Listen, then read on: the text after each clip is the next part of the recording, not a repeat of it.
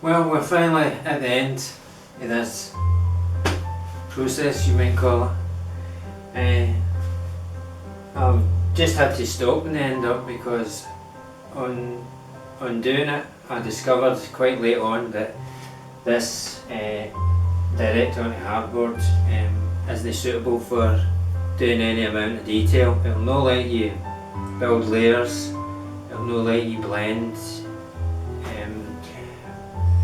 As you start to move on with the paint and you put new layers on, it just shifts the previous stuff and you're just going round in circles as if it's just like one shot, you know, so it just becomes pointless after a while trying to, I mean there's bits I would still enhance but not really getting anywhere. It's not going to be the painting I intended it, and I wish I'd have known that at the start, so I just wanted to say that and let anybody else know that might stumble on this who's thinking as I was initially a cheaper way to go into a big format. And if you want to you know, a lot of strong detail, build up layers, which is the only stuff I do. I'm not really wanting to look like a painting. I want to look more like a photograph. I'm not interested in making it look arty, you know, and you can't do that with this surface.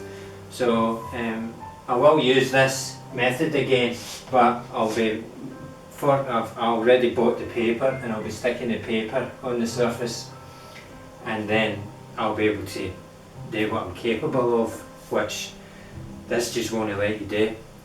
Saying that, when I discovered that after buying expensive paint, because I was blaming the paints and myself and stuff, the expensive paints made no difference either, and that's when I realised, I thought, it's this surface. And then I started looking online and we're in depth and people saying the same things, and people that do use this tend to use just like colours and stuff. I mean, you really have to wash in the colour to make it blend in any sort of way, otherwise it's just like any difference in colour or another is just like if you stuck it on, which takes away just about all your control. You can't determine how anything's coming out, and if you don't wash it in, it's just like a patchwork quilt. So, and you find that out as the layers start to build up. So I wouldn't use this ever again for anything. It's not for what I do. I don't know, and I wouldn't recommend it for anything. But if you're doing some other kind of lighter style or something that just requires a light wash, then it's fine. And the paper's not awfully expensive. When I first looked, 150 quid, 200 quid, but on doing a greater search I found it for 70 quid, and it's like over twice the width of that. Looks like it's about 30 feet long, so I can get about 10 of these, which I would imagine would keep me going forever probably. So £70, quite fine, and my expensive paints will then go to some, you know, good use, but on this they're wasted, so I stopped using them when I found out. I just went back to the cheap stuff. But in saying all that, when I discovered, you know, oops, this is never going to be as good as I want it, I did too much yet, and I thought, I don't want to stop now and start afresh.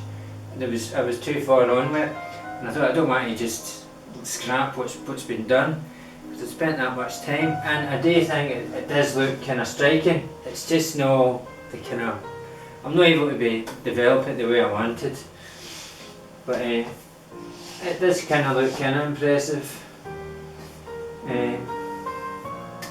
But that's all it's going to be, and I'll go into other stuff now.